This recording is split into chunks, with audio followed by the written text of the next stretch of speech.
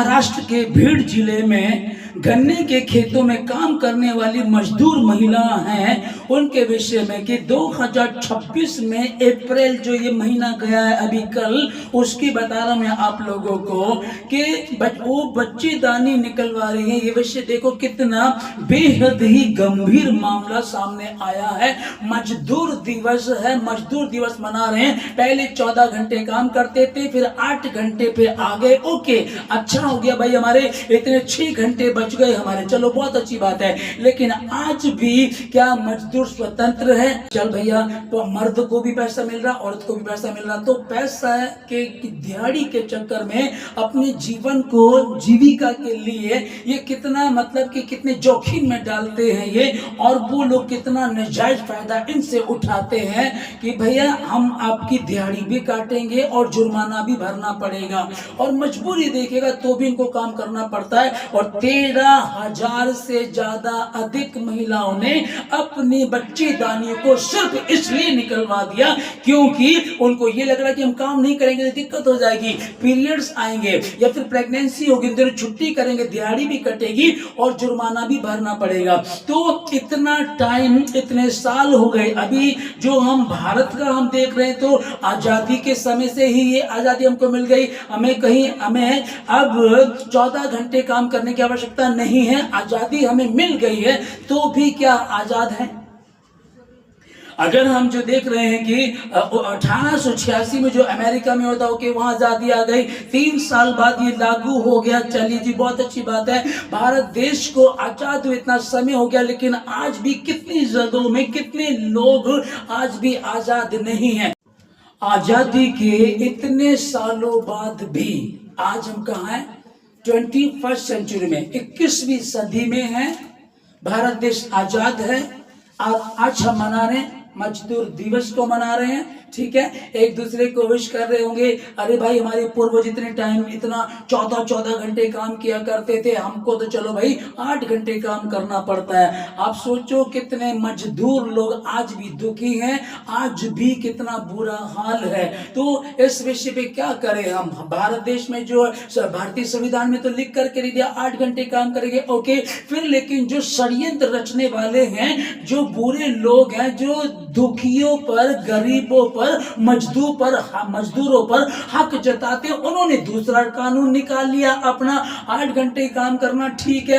अब पति पत्नी दोनों काम करेंगे तो उनकी मजबूरी में ठीक है, दोनों काम करेंगे क्योंकि थोड़ा सा लालच आ जाता, थोड़ा सा पैसा कमा लेंगे, ओके। और उसके बाद उन्होंने कह दिया कि अगर तुम छुट्टी करोगे तो दिहाड़ी भी कटेगी और जुर्माना भी तुमसे लिया जाएगा। कानून भी बन गया है, आजादी भी हमारे पास आ गई है, फिर हम बचेंगे तो कैसे बचेंगे?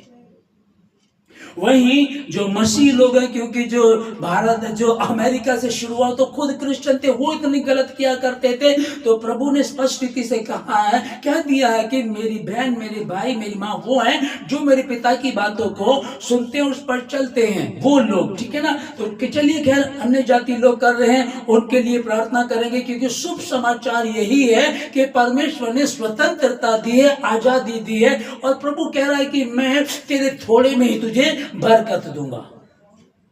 प्रभु इस बात को क्या है, जब हम मसीह को मानने वाले जो लोग हैं, कई बार होता था कि हम काम करते थे, कुछ ब्याज में जा रहा है, डॉक्टरों पे जा रहा है ना, फिजूल खर्ची हो रही है, पति दारू पीने लगा, बीमारियां ज्यादा हो रही हैं, इस प्रकार से पैसा बर्बाद हुआ करता था। तब उसने कहा कि परमेश्वर ने जगत के मूर्खों को, दरिद्रों को, कमजोरों को, असहायों को चुन लिया, और जब तुम प्रभु में आते तो तुम्हारे हाथों की कमाई में भी बरकत देता है, तुम्हारी बीमारियों को भी दूर करता है और तुम्हें संभालता है वो। लेकिन कब? जब हम उसकी आज्ञा को मानकर चलेंगे तब। और प्रभु मजदूरों के प्रति दया दिखाता है, सहनशील है, और ईमानदारी के विषय में कहता है कि मजदूर तो बेचारा पहले मजदूर है, पहले गरीब है, उसका जीवन तो पहले ऐसा है, तुम उसको और क्यों सता रहे हो?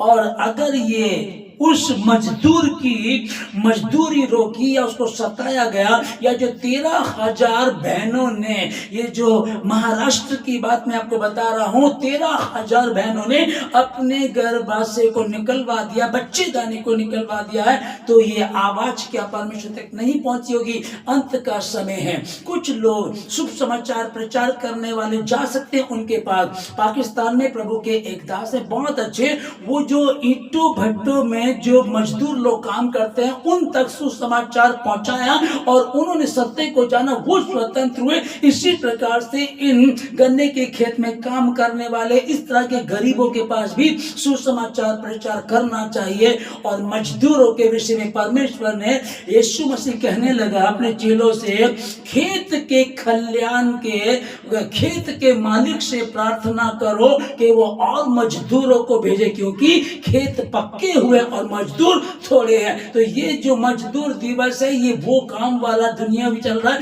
एक मजदूर जो परमेश्वर के अपने लोग जैसे एक मजदूर नहीं हो, इस प्रकार के मजदूर को हो, ताकि और लोग जाकर के लोगों को ऐसी जगहों में जहाँ खेतों में काम कर रहे हैं, ईंट के भट्टों में काम कर रहे हैं, जहाँ मतलब कि बहुत फैक्ट्रियों में बहनें काम कर रही हैं, जवान बच्चे काम कर रहे हैं, छोटी छोटी उम्र के लड़के काम कर रहे हैं, वहाँ पहुँचा सके सुसमाचार को और बता सके उनको एक यीशु मसीह उद्धारकर्ता दुनिया में आया और उसने तुम्हारे विषय में चिंता की है।